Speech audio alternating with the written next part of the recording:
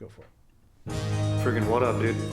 Strider Wilson, and I'm the host of this podcast that's mine, going to be called History is Nice. History is Day with Strider Wilson. Darkness from the friggin' what up, dude? This is the first recording of the new Anyo, dude, 2021. What up? We got Aaron on the sticks, dude. What up, Aaron? What up? Dude, right now I'm just smoking a nice little stogie you got me for your dank daughter, dude. What up, dude? A father over here, dude. Now we have a father's perspective. Fired up on that, dude. Congrats. Thank you. Thank you. Congrats to you and your dank family, dude. That's legit, dude. Bringing another chiller. That's what I like, dude. When good people have kids, dude, it means we get more good people in the world. When assholes have kids, you know, we all know what happens then. You get me. I was gonna say we get good music, comedy. Yeah, we get great art, good art. Take your pain, make art. That's what's up. Or create a heist crew and steal art, you know, and then make a good movie about it. That's true. Which would then again just be art. It's all cyclical, man. Does life reflect art? Does art reflect life? Psh, I don't know, dude.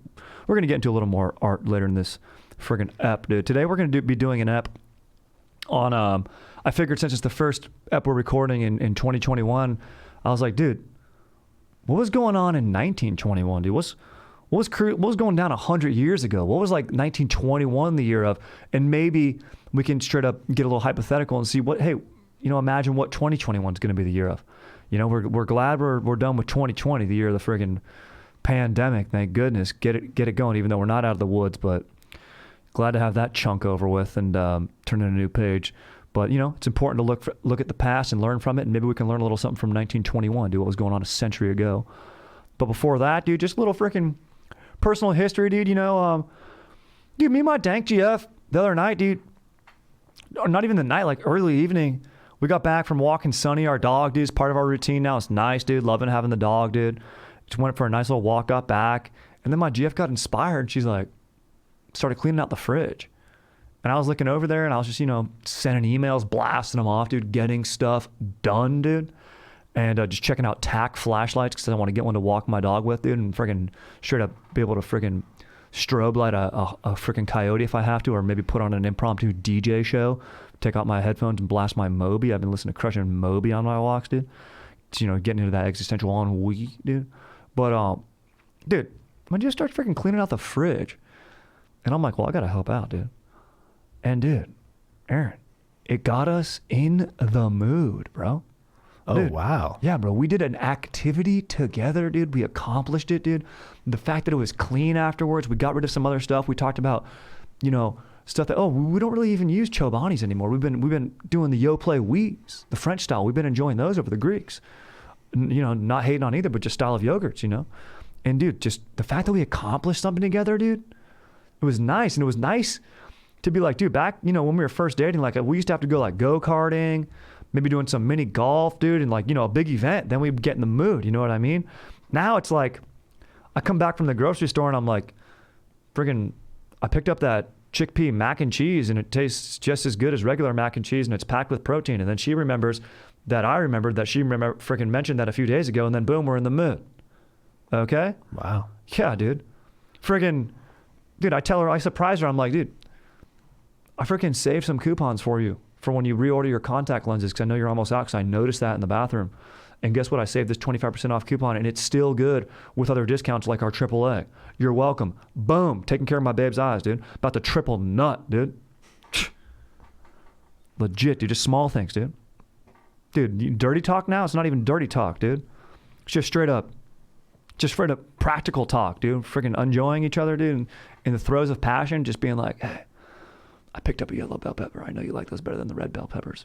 Boom, dude. Taking things to the next level. Just being like, dude, the whole wheat noodles you've been talking about at Trader Joe's, they're incredible. I don't even miss that regular Brillo stuff. Get it out of here. Smooch, dude.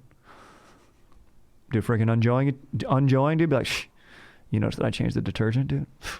Your skin's not itching as much. You notice that? She goes, shh. I didn't even think of it. And guess what? I didn't because I wasn't itching. Done, dude. Freaking triple nut, dude. So it's just nice, dude. Just have that. I mean, Aaron, you've been in a relationship. I mean, you don't have to like I mean, sometimes I even feel like, dude, I got to run game on my own GF, dude. I'm like, got to be charming and stuff, you know, have witty one-liners. But sometimes it's just about being like practical and attentive. Yeah, I mean, don't forget to be romantic, but yeah, it doesn't take nearly the work that it used to. That's a good call. That's a great call. Be like, oh, I got you these nice roses, but we're gonna put them. But I got them the freaking stems clipped, so they'll actually work as a centerpiece on the coffee table because I know we already have one. Some poinsettias up because it's the holiday season in the dining area, and so it's a functional yet romantic gift. 2 birds with 1 stone. Enjoy. So it's just nice, dude. Freaking just notice that with my GF, dude. Accomplishing tasks together, dude, gets us in the mood, dude. It's tight, dude. Finding deals online, dude. Psh, kidding me, bro? Going on OfferUp, dude. If I find a Denza, I mean, I'm going to say this right now, dude. Credenza might not be in my future until we get a new abode, you know. In our 1-bedroom now, I'm loving the aesthetic, and I don't know if a credenza fits in it. It troubles me to say it, dude. Wow. Might just get a small media console for a record player, which, you know, if you listen to the freaking episode that came out today when we're recording this on freaking Dank Denzas, dude, Dank Decor, you'd know the difference. Anyway, dude, what's new with you, Aaron, dude? I mean, I had a baby. That was, That's a little, yeah, that's pretty much it. Yeah. it's a little thing right there. No big deal. Oh, I just created a life, dude. Yeah. Just have a human. Created like a pro. Legit, dude. Yeah. So freaking tight. Yeah, man. It's, I recommend it, but it's wild. It's surreal. It's nice to hear that. It's nice to be like, look, I'm staying up late. I'm up until 3 a.m., blah, blah, blah. But you know what? I'm enjoying it. It's not so much that I'm up till 3 a.m. It's that I go to sleep at midnight and then I am awoken at 3 a.m. And it's not even by like one of your, you know, former like drunk buddies who's got a good story to tell you about a nice hookup. No. It's like a baby crying and it needs to eat, dude. Or take a deuce or be re-swaddled. Yeah. Yeah, it's like extreme problem solving. Like you're dead asleep, you're dreaming, and then it's like, hey, wake up, figure something out. Oh, yep. Sucks. It's like an escape room that you're never going to escape. And maybe you don't want to escape it. Yeah, I don't know if it's like an escape room. That's true. It's just you. No, you ever done an escape room solo? That's something to think about. I've done an escape room with a guy who was solo with us. That's amazing. And that was weird. That's a great experience. Was he on blow? No, he was probably on the spectrum more than anything. Definitely. Yeah. I would imagine that would help him in the escape room, to be honest, dude. Friggin' Rain Man style in there. Yeah, I don't know if people like being delegated to as much by a stranger. Very true. Oh, dude, he alphaed you guys, dude. He's like, listen, you're all doing it wrong. That's amazing. That's like a sketch. That's hilarious, dude. Yeah. I was gonna say maybe, you know, escape rooms got to rethink their marketing plan, dude, and just be like, look, go pick up some coke or weed. You know, maybe they can't say coke in there, and they got to say, you know, go pick up a bag, whatever that means. Maybe say it's like escape room code, but we all know it means an 8-ball. Do it, and then go to an escape room by yourself. It's distanced. It's fun. You're having a good time. You can scooter there. I don't know, man. I'm just saying. Something to think about, dude. You know, in these times, desperate measures, and you still got to have fun. You know? You got to have fun. Anyway, maybe that's for the future, dude. And we're going to talk a little bit, we're going to hypothesize a little bit about the future with today's historical share, which is the year 1921. Just going to sort of do a rundown, you know? What was going down, some events, some things. And I would say, in my research, I kind of found that, like, a lot of, like, this is post-World War I. World War I is done, dude. There was a pandemic, the flu of 1918, which took 3 years to overcome, by the way, back then without, you know, modern medicine and stuff. And they didn't have, like, antibiotics at that point. So a lot of people would get the flu and they maybe heal from it, but then they would get an infection in their lung and they would die from that, like pneumonia or whatever. So residual effects, which is kind of what some people, you know, who have underlying health issues die from COVID. You know, you can't beat it, you can't toss it. And then if you can, maybe you get something else, but we have antibiotics we can give you. You can't give antibiotics for something viral, but infections that go afterwards, you can. Like, dude, I had the flu a year ago, got a sinus infection, dude. could have gone out to my brain and taken me out if we didn't have dank modern medicines, dude. But anyway, dude, we're coming off the freaking pandemic. We're coming out of freaking World War I, dude. A lot of dudes are jobless in Europe. And I would say, if I was going to do a broad stroke, I would say like this kind of feels like the era where like the common man, like maybe the proletariat, starting to like speak up and their voices being heard. Like they just fought a war for an arms race, like for the man. Like they fought the man's war, and now they're like, dude, this is horrendous. Because technology had way surpassed strategy at that point. Like artillery, like that you hear of shell shock from World War I. It was like, it was too gnarly for human beings to even fathom what their technology could do to each other. And it was just horrendous, dude. Dude, think about this. They didn't even end up using gas in World War II. Yeah. Like they probably did in small circumstances, but both sides were just like, nope, horrendous for everyone. Like strategically a bad call. And now maybe things, soldiers weren't dug in trenches, trench warfare. The strategy had led away from using gas, so maybe it didn't work strategically either. But it's like, dude, just not a good call to be using. And I feel like a lot of the road was being paved to World War II here, and stuff we're even thinking about. Just in 1921, like the Communist Party in China is founded. Hitler becomes the leader of the Nazi Party in 1921. The revolution's going on in Russia with Joseph Lenin. The White Army loses to the Red Army. Communism's installed over there. Italian Communist Party's founded in 1921. Then later becomes fascist. So Germany's still obviously pushing. They're already going towards fascism with Hitler being in there. In 1921, even though World War I's been done for a while, the treaties are finally signed, like to where they're like, okay, we're no longer at war with you.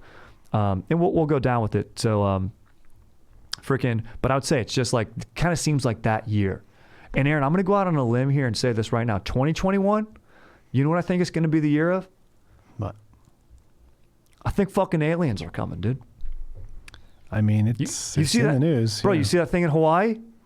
I've not seen any footage or photos, but I saw the headlines. Yeah, bro, I saw the headlines too. And then I saw like little like blue thing or whatever, and maybe it could have been an artist surrendering, but thing looked nuts, dude. FAA, dude, no activity in there, no aerial activity, tons of different eyewitnesses. There's some sort of provision in the stimulus bill too that like that's what I'm talking exactly. 180 days. They snuck that in there. Why is that in there? That's so dumb. It's so weird. Maybe they just need us distracted because they're like, hey, we're not administering vaccines like we should be. But so everyone go talk about this. Yeah. But it's like, I don't know, man. Maybe we need aliens, dude. You ever see Reagan's speech where he's like, he said, and dude, he kind of plays out what Independence Day plays out, like the whole world comes together against a common enemy, like a schmoll of alien. The aliens could be the schmoll we need right now, dude. Now, hopefully they're not Independence Day style ones. Hopefully they're chiller ones, like in, what's that Amy Adams movie where like the aliens do weird writing and she deciphers it? Oh man. It starts with an A, right? Wow. Contact? No, Contact's the No. Jodie Foster one, right? Or no? Yeah, you're right. Jodie- Jodie Foster. Yeah. Arrival? Oh, that's it. Arrival, 100%. Not The Arrival, which is a Charlie Sheen alien movie. Whoa, I haven't seen that. It's weird. What's your favorite alien movie? Go. And it can be from the Alien franchise. Aliens. Aliens is my favorite. Is alien that movie. number 2? Yeah, it's number 2. Yeah. I should rewatch that. It's one of my top 10 of all time movies. It's Really? amazing. Yeah. All right, I got to go watch it. I need to go watch that immediately. This holiday season, I've been rewatching Predator. Don't know why. The Predator franchise. 1 is still amazing. 2 is kind of garbage. Yeah. And I haven't gotten to Predators yet, but I do like that. I've seen Predators. They like Adrian Brody. Yeah, I actually liked good. it. I actually Solid, liked it. yeah. Yeah. And then there's a new one, though. That sucks. Don't do Horrendous. it. The Predator, Bro, it's it's terrible. so bad. Like the Predator dogs. Are you kidding me, dude? Sorry It's if horrendous. I spoiled that for anyone, but I did you a favor. Don't go watch it. Just rewatch Predator 1. It's amazing. Yeah. Yeah. Same director as Die Hard, by the way. So 2 of the best movies of all time. yeah. Which I Fantastic also movies. watched, over the holidays, of course. Of course, you have to watch Die Hard over the holidays. Kidding me? I got my niece when she was like 3 a graphic because everyone was like, "Oh yeah, my sister's like, go get her books." I got her a Die Hard like a illustrated thing. It's like super graphic. I got it at Amoeba. It was amazing, dude. All right, dude. So, women's suffrage is achieved in Sweden in 1921. That's chill. You know, in the U.S., the 19th Amendment passed in 1920, so it's a year previous, giving them the right to vote. Although, you know, dude, look this up. In 1924, Native American women who played a vital role in passing the 19th Amendment still were unable to reap the benefits of voting until 1924, June 24th, 1924. So just whack, dude. And it's part of the Indian Citizenship Act. So, but dude, then a lot of states, that was a federal law, but then a lot of states even withheld and, you know, had their own bullshit going on, and like kind of kept Native Americans from voting until 1948. So yeah, man, there's, you know, don't need to go out on a limb and say this. They've had it rough. Warren G. Harding, inauguration of him, March 4th as the 29th president of the United States. There's a little trivia for you if you need it. One of our more corrupt presidents. Harding? Yeah. Yeah, dude. Did he found the FBI? No, Hoover founded the FBI. Well, Hoover's the head of the FBI. I don't know. J. Edgar Hoover's the head. Yeah, I wonder who founded the FBI. I got to look that up. What did Harding do that was corrupt? He had a big scandal called the Teapot Dome scandal. I don't really remember what it's about, but it was bad. I'm sure money was involved. He also had a mistress that had a child that he denied for. Well, he died fairly shortly after he left office. But yeah, dude, you just got to come out and say it, bro. Yeah. I mean, back then you could lie, dude. Speaking of Hitler, he enacted because like a department to sway public opinion. So basically, he just knew. I mean, obviously the Nazis were all about propaganda and stuff, but like he just knew the power of it, and it wasn't like the internet now where people can still be, you know, as we've seen, can be swayed by like Cambridge Analytica or like data research, and they can zero in on people who are more, I guess, can be swayed more. Whose minds aren't quite made up, but like, dude, back then he's controlling all the national papers and everything, and can sway public opinion so easily. And I want to tell Harding, like, dude, just come out and be clean. But you know what? He was living in a time where he's like, I can lie and probably quite easily get away with it, but he still didn't. The truth comes out, dude. I mean, he still got to be president for 4 years, so. Yeah, one term though. It did work for a little bit. Did he mainly have to dip because of his health though? I don't think so. I think he was embroiled in scandal and out. Yeah. Good, done. One-term president's done. Freaking later, dude. Freaking the London schedule of payments is set out. That's post-World War I reparations, which, as we all know, was too hefty, dude. To the victors go the spoil, dude. They took too much. They got too greedy. And, you know, the Weimar Republic has to pay out, like, and all the countries, like Austro-Hungary, like whatever the Central Powers were, had to basically pay out $33 trillion in 2.5 billion installments. So it's like, of course, these countries are going to go into massive debt. And like I said, I feel like 1921, all these communist parties are being founded. There's a lot of soldiers who are out of work. People want equal. You know, it sounds nice on paper. You know, communism always does. It's like, oh, everyone has a fair chunk. We're all like this. But we all know it just breeds corruption, and it creates an even lesser, a smaller top 1% that has all the wealth.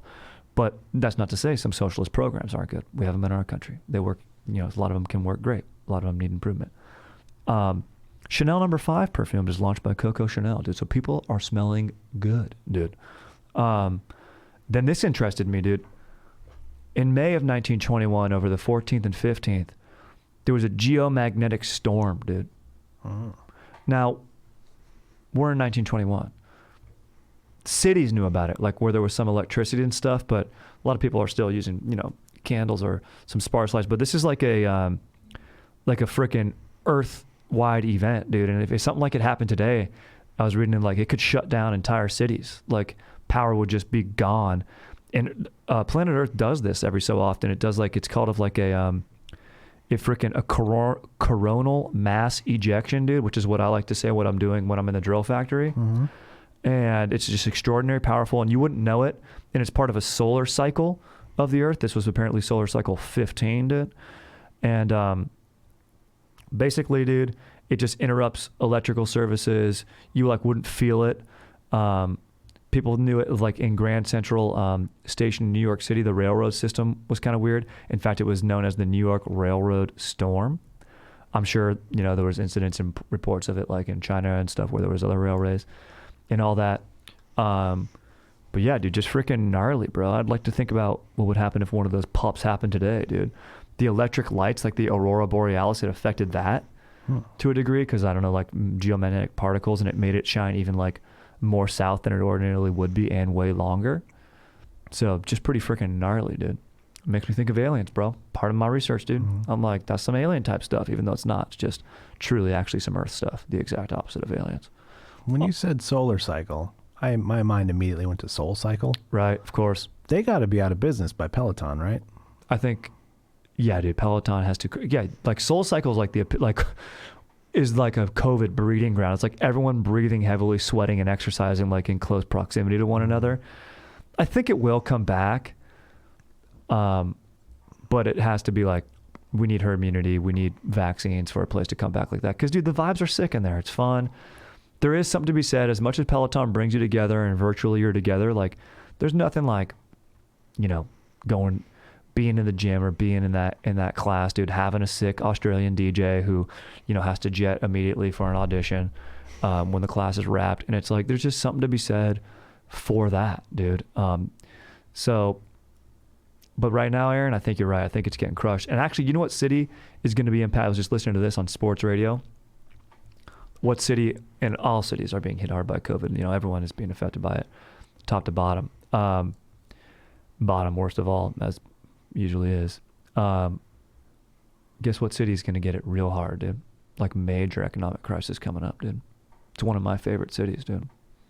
Vegas? Exactly, bro. Yeah. Think about this, dude.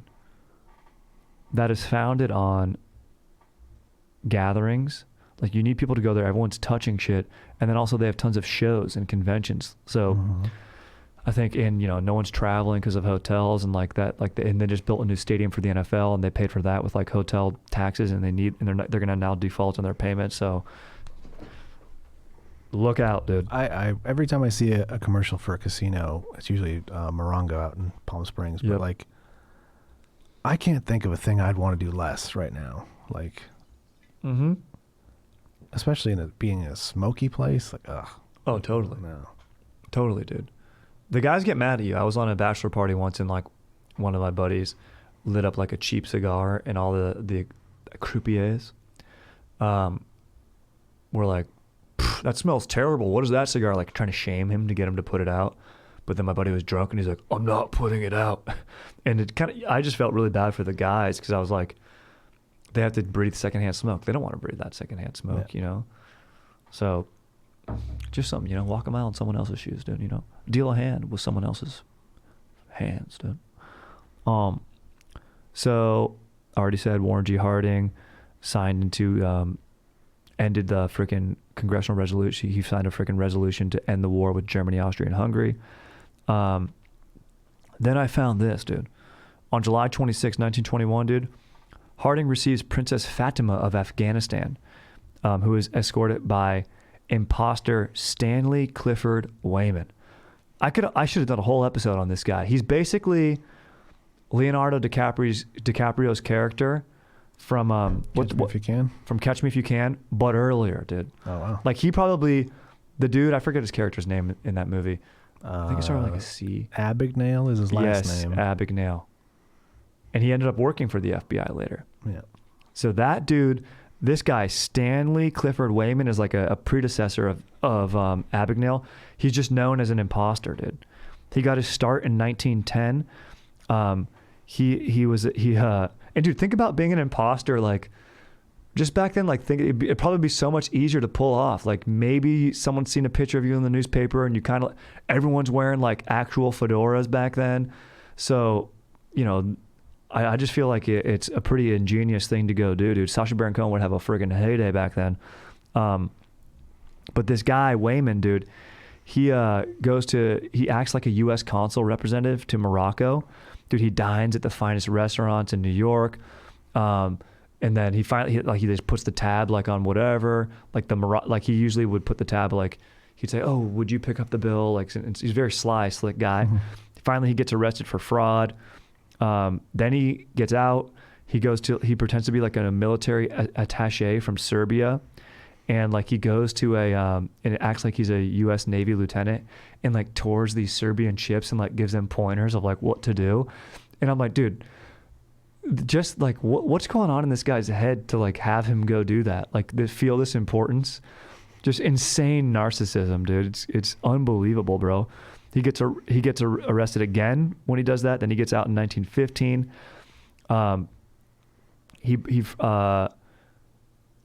Let's see. Oh, he then pretends to be a Lieutenant Commander Ethan Allen Weinberg in a consul for Romania, and that's where he goes and inspects like the USS Wyoming in like New York, and then invites everyone out to dinner at the Astor Hotel. Hilarious, dude.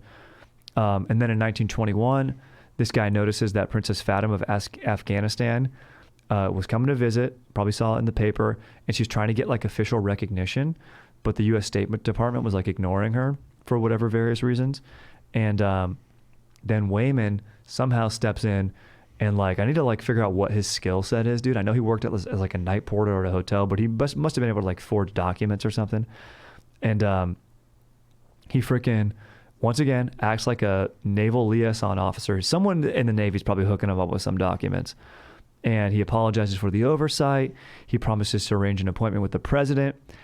He manages to get the princess to give him $10,000 for presents. He says it's very customary to give presents, so give me the $10K and I'll get the right stuff for you.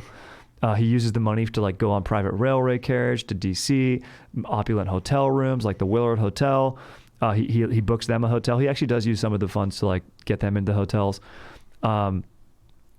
He freaking just drops names of prominent senators, and he actually succeeds in getting an appointment for the princess with the president, dude. So the guy does a good job, dude. He first gets it with like the Secretary of State, and then it moves on from there. So he worked his way up, dude. And like he was the dude who brokered that meeting with Harding. Unbelievable, right? Yeah. But then he gets figured out and gets thrown in jail for 2 more years, dude.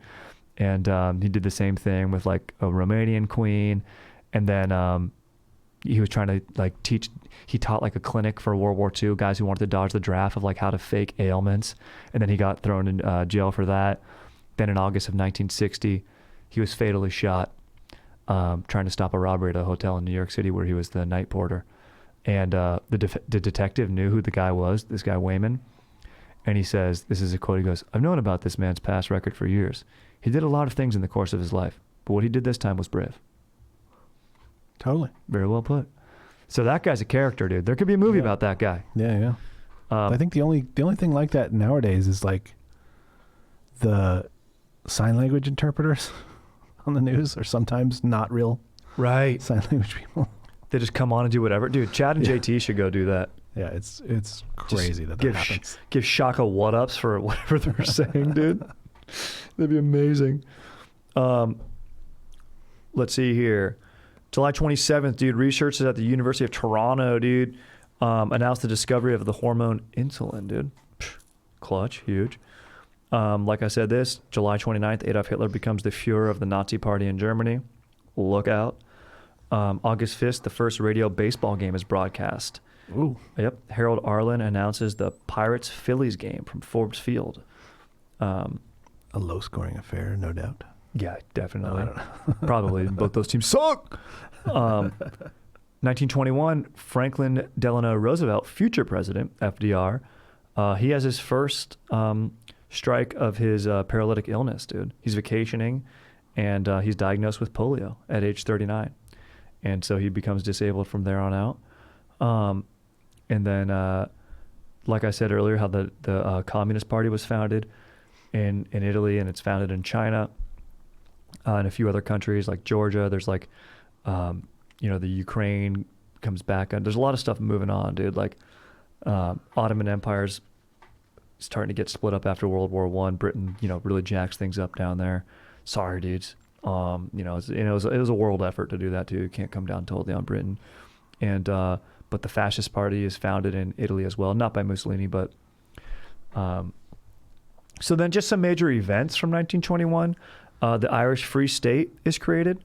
So people want their rights in 1921. They have always, but now they're finding their voices. This was not a peaceful transition, dude. This was, the U2 song Sunday, Bloody Sunday, Is it, one of the events leading up to it, dude, it was like a year-long process. Like they signed the document, but then, the Irish had to force Britain's hand. And, part of this is Bloody Sunday, where like IRA operatives assassinate 12 British Army officers, one Royal Irish constable and a civilian informant on November 21st. That's 1920, but 1921 is when they actually signed the document the Free States created. But this is part of the violence leading up to that. And then the Royal Irish Constabulary, which is a British force, responds by opening fire at a football match, killing 14 civilians. So very bad. But the Free State is created in 1921. The U.S. Emergency Quota Act is passed. Now this is interesting. It's a act that limits the number of immigrants that were allowed to come to the United States. So give us your mass is changing. And I mean, I think it even did before with like the Monroe Doctrine and basically where he says like we're divine and stuff. But now it gets passed into effect, and part of it is because of a ton of soldiers coming back over from overseas fighting World War I. They have no jobs, and they're like, they're saying we don't want any more people to come in, and you would think, oh, that means everyone's like, it did limit a lot of Europeans, but it didn't actually restrict immigration from Latin America, and also professionals were also excluded from the limit. So even if you come from like a European country, basically it was weird. They came up with like some weird percentage of being like, if there's this much Irish, then we're not going to take any more. If there's this. So it's just strange that it's like race based. Like you would just think like you're trying to protect jobs, but then why are you limiting, like, even though it was like for Western European people, it just seemed interesting to me. Would require probably further research to find out more. But speaking of race, one of the most horrific events in U.S. history that like just kind of got light shed on it this year, funny enough, in 2020. But, and I think it's because like everyone with their tight little buttholes was like, oh man, like depending on what part of the country you were or what news you listened to, like protests in LA or the major cities. And yes, there was looting going on, like separate groups of looters, but like by and large, they were protests. Like I went to one and like people were sitting and chilling and listening to people talk. Like it was very safe there. It was also intimidating because the National Guard was there with like shields up and stuff. So it did feel gnarly and a bit of like a powder keg, but very, very chill. Except like on the first nights I didn't go out, where I heard people were like being shot by rubber bullets and stuff, which was insane. But like everyone was like, oh man, they're going to come to our houses. They're going to come get us, dude. The protesters. I'm like, no, they're not. In fact, the only time that's ever happened, it's been reversed. It was like racist white people who went into a neighborhood in Oklahoma. And this is like referring to the Red Summer of 1919. And it's like there's a lot of riots in many cities across the United States. And like Tulsa race riots take place on May 31st and June 1st, 1921. But this like big event is basically like, what's the neighborhood? It's called Greenwood District, right? Yeah. And it's like a wealthy African-American. It's a Black Wall Street. The Black Wall Street. And yeah, you're familiar with this. And I just heard of this story too. And it's like, I guess like some interaction occurs between this girl, Sarah Page, a white elevator operator, and Dick Rolland, a black shoe shiner. And like, this is the thing. No one knows what happens. And then the media sensationalizes it. And it's like a classic he said, she said type thing mixed with a ton of racism, and then you get like this insanity. The media is totally at fault here, dude. Like whoever's running it are terrible people to like work everyone up. There's like armed African-American guys go to the police department. They're like, look, we don't feel safe. Like we'll offer to help you. And the police are like, no. Like they obviously, white cops don't have their backs, but they're like, no, you guys go home. But then white racist people see armed black people walking back to their houses. Then they go, oh no, they're going to get us. We got to get our guns. And then literally they go to the neighborhood and just proceed to like destroy it. There's even reports of like, cause this is Oklahoma and there's, crop dusting and stuff, of like people taking up crop duster planes and dropping like incendiaries in this neighborhood. Like, so just truly insane, dude, like targeting random people. National Guard comes in. Like if you were black, you just got arrested, which like in hindsight, I feel like might've been slightly safer, even though it was a complete denial of your human rights. Insane. They still don't exactly know the numbers. They're twisted. In 2001, Oklahoma state legislator tried to pass like a reconciliation for the 1921 Tulsa race riots. So it's just crazy, dude. Aaron, do you have any more light to shed on that? You sound like you're kind of familiar with it. Well, yeah, I mean, I think we all got familiar with it from the Watchmen series on HBO. Oh, I never saw the Watchmen series. They cover that? Yeah, that's where it like first kind of came back into fore. It's like the opening scene of the show. I gotta watch. Yeah, it's really good as a whole. But yeah, that definitely comes to light. Just the idea that it's called a race riot when it's like, no, it was a massacre. It wasn't a race riot. Yeah, I'm glad you even corrected that because I've been using that term just from the online research. Yeah, it was truly just a massacre. Yeah, that's exactly it's just, right. Yeah, it's just labeling, historical labeling, like the Zoot Suit riot here in LA. It's not, the Zoot Suit guys weren't rioting. It was Navy or military guys killing people in Zoot Suits. Yeah, exactly. So why is it called the Zoot Suit riot? Like, yeah. 100%. It's so whack. And like the state made sure to make Zoot Suits look bad. Like they equated it to like kind of with the NFL, like taking a knee of like being anti-militaristic or like anti-country when wearing a Zoot Suit was not that at all. Yeah. It was just a style. Yeah. You know? And they're like, oh no, you're taking the fabric from the troops. It's like, no, it's not the case at all. It's crazy, man. But like I was saying back with Harding, dude, sway public opinion, man. The media is powerful, and then the wrong people. Yeah, Hearst is still out there, I'm sure. Yeah. In 21. So switching tone quite entirely, Babe Ruth set the home run record. 1921, New York pitcher Babe Ruth hits his 138th home run during June. He broke his career home run record that had been held by Roger Connor for 23 years. Didn't know that. That's good freaking trivia knowledge right there. Ruth would go on to extend his home run record as a total of 714.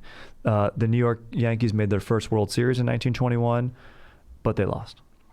Yeah, dude, Babe Ruth breaks the record. Not the single season, but the most home runs ever. Yeah, at the time. career home run record, which... Exactly. Yeah, and he wasn't even that many years into his career. He's a beast. Yeah, he retired in 1935.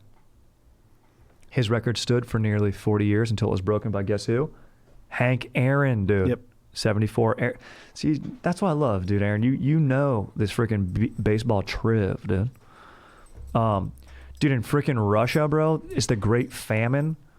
So, just freaking one of the gnarliest famines of modern times. Dude, what sets it apart from other famines, though, dude, is basically like, obviously the crops aren't growing. And that's like what constitutes a famine, but maybe it's like no rain or whatever. But this was exacerbated by the Russian Revolution, the damage, economic devastation by World War I. People weren't working the land. The land itself was damaged, bad weather. On top of that, Soviet policies of like these communist policies of like, needing to meet quotas, so they're not properly maintaining the land where it like needs to be fallow and have crop rotation. So basically like politics and ego and stuff get in the way of all that. And by the way, there's a great movie. Lenin is in control at this time, but there's the movie called Death of Stalin. Have you ever seen that, Aaron?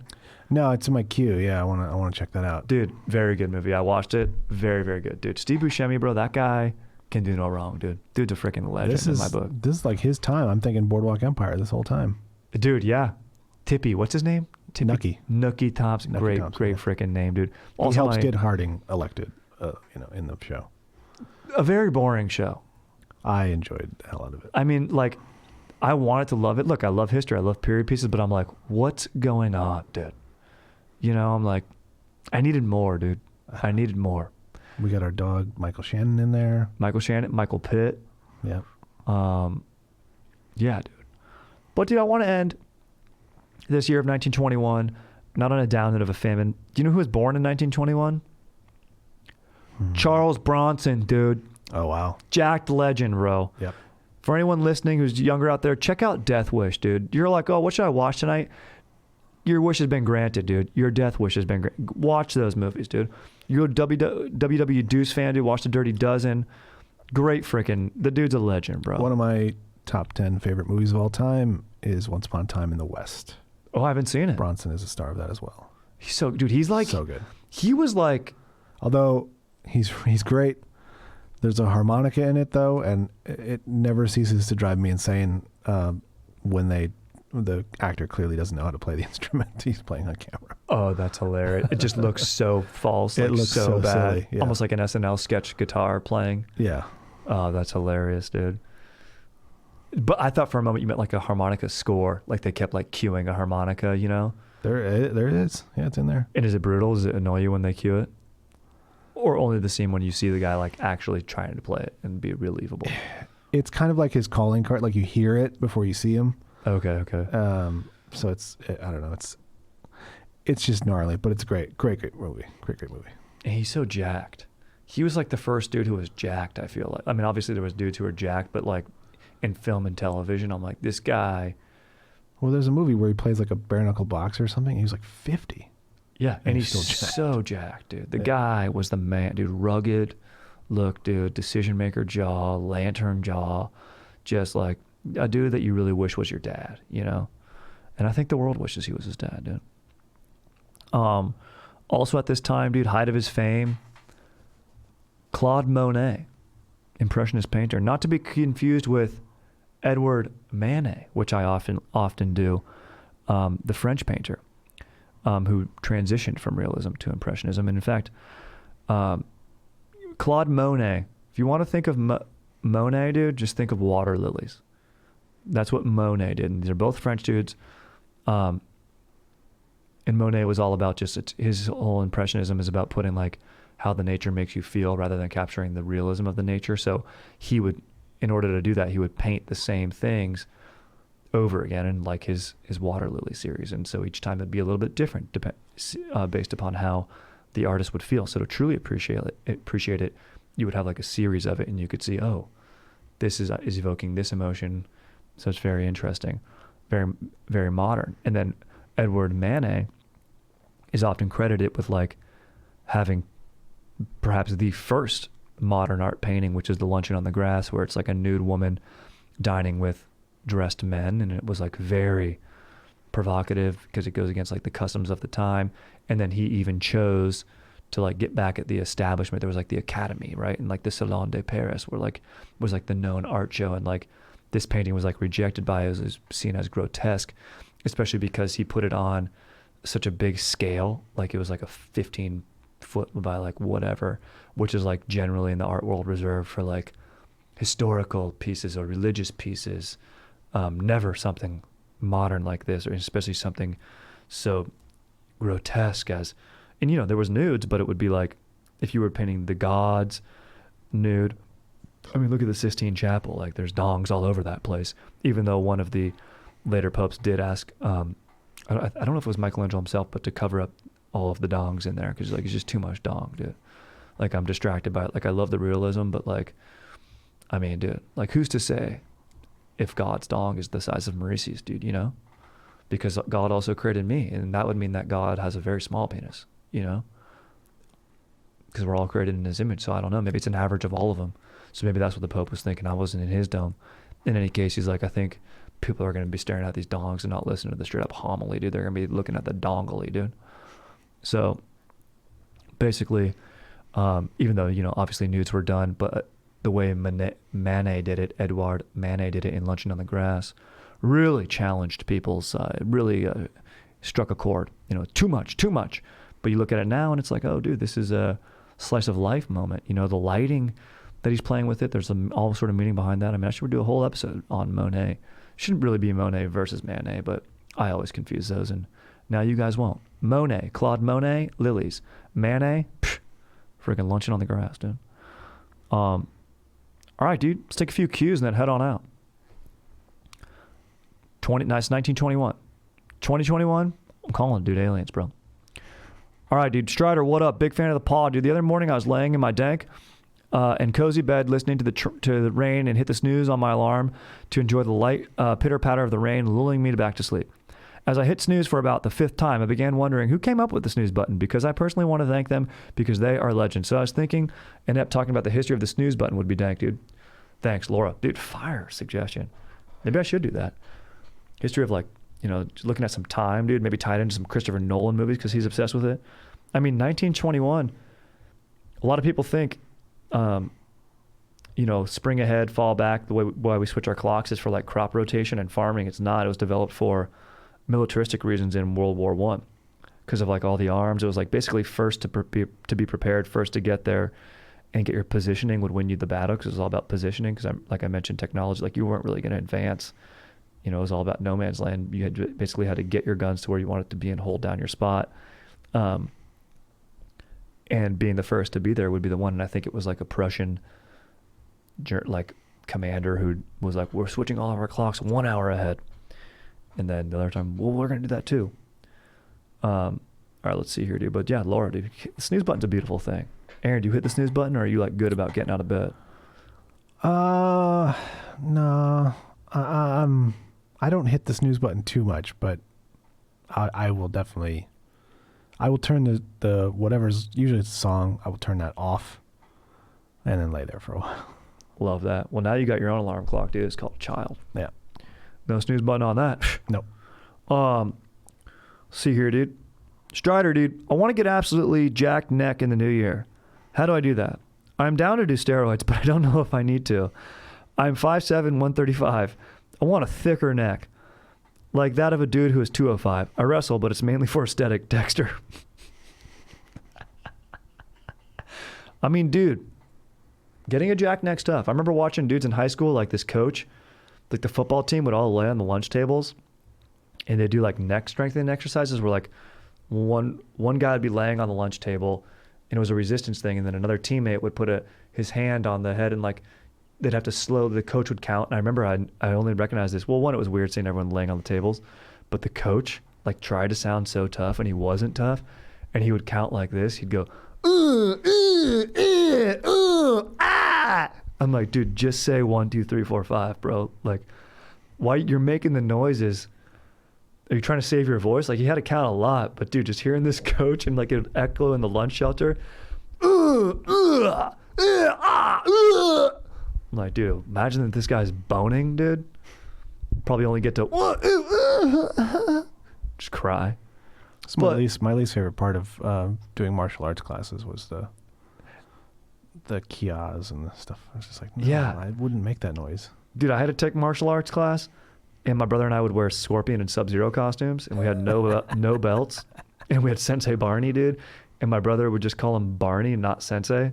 And I'd be like, dude, Greg, stop, you're disrespecting. He's like, nah, he's Barney. It's amazing, dude. And I want it to be Scorpion. And my brother's like, no, I'm Scorpion, dude. And my brother would just do the get over here trick, like in the middle of karate, go, get over here, instead of say. And I remember only knowing, and we wanted to take karate, like we saw Three Ninjas, and we asked my mom, we need to take karate. My mom's actually like, okay, that's nice. Teach the kids something. My brother ended up getting kicked out of class. Sensei Barney was like, no, dude, I can't teach it. He cannot be in class. It's ruining it for everyone. My mom's like, I understand. But then I went and ended up getting like an orange belt, 3rd degree, before quitting, because I'm a quitter. But it's a different thing that I'm still dealing with to this day. But I remember being like seeing Three Ninjas, and they would say hi on that movie, and then getting to karate, and it's like Kia, and I was like, what? Sucks. I don't want to say Kia. Sign up for that. Yeah. I'll say Kia. It's whack, dude. You had Barney, I had Dwayne. That's great. Sensei Dwayne. Yeah. That's awesome. Dude, and we also, our gis were white gis. Of course I wanted the black gis. They're so much more badass. Yeah. But that's why I wore my Sub-Zero costume most of the time. Yeah, dude, I would say Dexter, dude, like, I would say maybe steer clear of the juice, especially since you're wrestling. Maybe that's illegal. I should hope so. Yeah. Get our lifting mate and, do those neck exercises, count down. There's probably some sort of equipment you can use in the gym, but you don't want to mess around with your neck too much. But you do want it to be strong. It's going to help you from your whiplash, and especially it's going to be functional for you. But aesthetically, like a thick, nice, like Mike Trout, Orange County dad neck, I get it. You're going to look good in an Under Armour polo. I understand wanting one. So I would just look up and use probably YouTube videos, good neck exercises. Eat right, consistently do the exercises, and you'll get there. I don't think you need the juice. Yeah, Rogan promotes some sort of product for it. Mm-hmm. He's got something, or like, have you even seen that other product where it's like gives you like a jacked jaw? It's like something you put in your mouth and you chew it like. Oh. It's like insane, dude. Aesthetic, or it's like so you can yell at dudes more. All right, dude, let's see. Let's see. Did I? Okay. I think I didn't copy this. I just copy and pasted in here part of this. It says, anyways, I'm a single male in my mid-20s. I feel my life is going fairly well, I suppose. I have a stable, decent paying job. I have a squad who I can down drinks with weekly, and I have a 1-year-old puppy who is the joy of my life. What I'm missing is a dank GF. I've been single ever since college. There's been little flings and hookups here and there, but I haven't been officially taken in quite a while.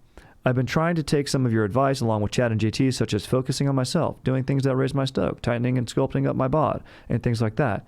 But when it comes to interacting with the ladies and actually talking to them, I get super shy and my personality seems to shrivel away because I'm afraid of saying something wrong or awkward. And I feel this hinders any real potential connection. I know that it's super embarrassing having these kinds of issues at this age, but this is me, and I need some sage advice, tough love talk, and practical tips. Thank you again, Lord of Stoke. Oh, and fuck Dan Sickles. Yeah, dude, Dan Sickles, the scoundrel, dude. Okay. I mean, dude, I would say just have some fun with it, bro. It sounds like you know, your life's in order. You got your dog. You got everything going. You've had some fun hookups. He said at one point he hasn't been taken by anyone, so maybe he's like, I feel like he holds himself to very high standards and does not like failing. I think you got to embrace failing a little bit. You got to embrace getting up there, maybe getting hurt a little bit and being okay. And you know what? And part of that's just having fun with it, dude, you know? Get rid of the stakes a little bit. I know you want love. I know you're looking for love, dude. And you know, the stakes are high in that, but it's like, have a little bit of fun at first, dude, you know? Enjoy yourself. Let yourself fall in love, dude. Maybe you're not letting yourself do that, dude. Go watch a Julia Roberts flicks. Watch how Stella got her groove back, dude. Go watch some of these movies, dude. Even though there's some controversy about that movie. I heard that guy was actually like a farce or whatever. But in any case, dude, enjoy it, man. You know, be okay with taking a few L's in the game of love. Heck, you can't spell love without L, can you? Come on. Aaron, what do you think? I mean, I think,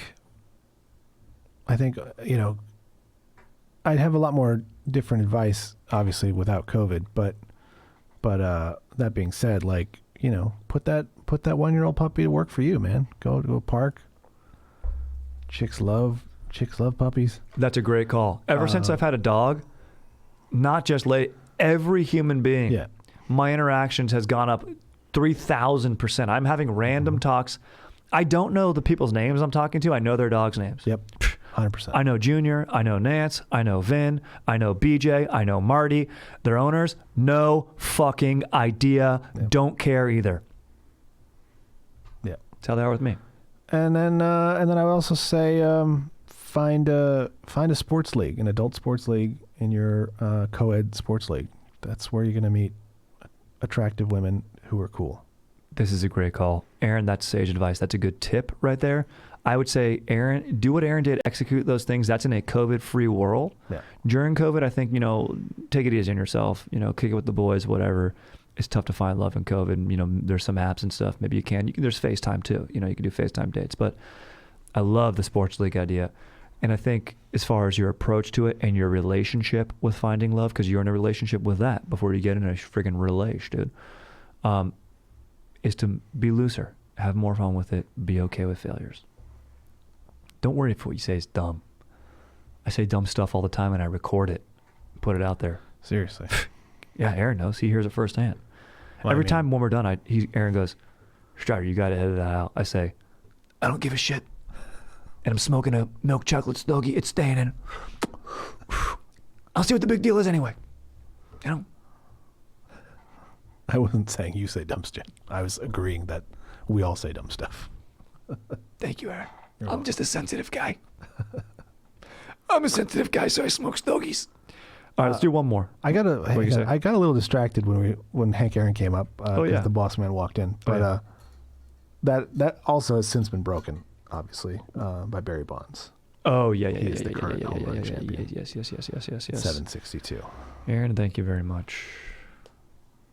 Also tying back into Dexter and his neck steroids. Yeah. It's fun to watch, man. It's fun to watch. All right, here we go. Let's do one more. The subject line of this is, what is my name? What up, Strider? I've got a really important question that has legitimate life-altering implications. What is my name? My full name is Daniel, and as a kid, I always went with Danny. I love my name and never had an issue with it, but it got in my dome that I should try to sound more grown up when I go off to college, so I became Dan. I'm now out of college and well into my career as Dan, but my high school friends, my family, and some of my other friends that have met my high school friends and family still call me Danny. Recently, there has been a lot of more intermixing between these groups, and the confusion is mounting.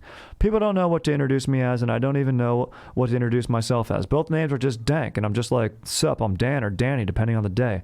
Danny is more of a chiller, and he never really grew up in a good way. Dan obviously has a professional edge, but he's also a bit of an over-the-top rager, and I think he can be a bit intimidating to new people based on his rep.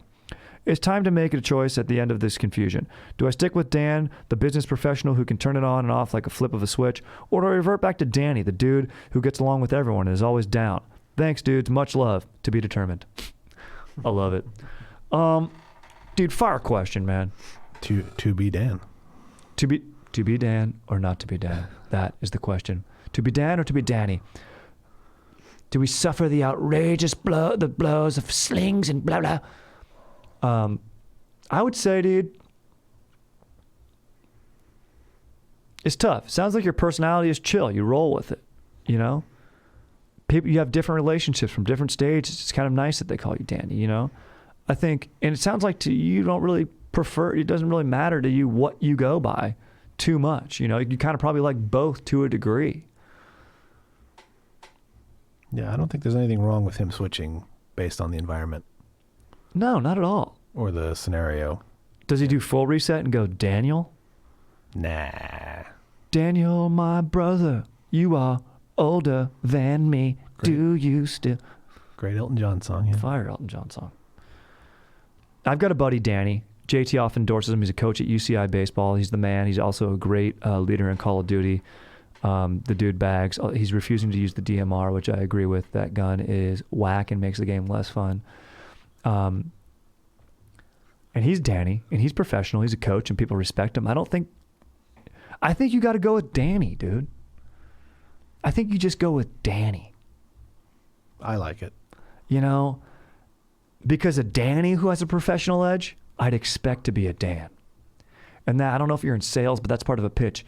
You know, you got a desk, you swivel around in it, and you have a sign on your door, and it says Dan, and then you have a shill on the deal, maybe a guy like me you hire who just comes in there and literally scrapes off the letters of your last name and makes more room for just Danny from the Dan. And you go, I don't even care about my last name. Call me Danny, we're friends. I invest in the people, not in the portfolio, but I'm going to need to have my underlings take a look at your portfolio. But me, I'm talking to you, what's going on? And that's the type of guy I'd like to meet. A Danny with a professional edge, a guy who can, you know, friggin' clear out a friggin' volcano chamber bong to the friggin' dome, can down friggin' grapefruit IPAs with the best of them, and then also gets up for work in the morning, has his stuff together. Yeah, dude. That's what I'm talking about, dude. I say you go by Dan, and then you got the extra NY in there, because you got more charm and character than frickin' New York City itself, dude. You are the NY. And it's a new year, and this is your new name. Frickin' Danny, dude. Done. That's it. To be determined no more. Danny, great question. That's 1921. Covered on History is Dank. We're going to have some fun this year, dude. We're going to keep them fun. I want to get some more questions. I like the relation questions. I like the freaking fitness questions. I like it all, dude. Just email me, StriderWilsonShreds@gmail.com, dude. We got Aaron on the sticks. He's a freaking ledge, dude. And mark my words right now, dude. It's recorded. It's going out next week. Aliens, bro. Aliens. Why not, dude? Let's go. All right, dude. Thanks, Aaron, dude. Yeah. Friggin' lit.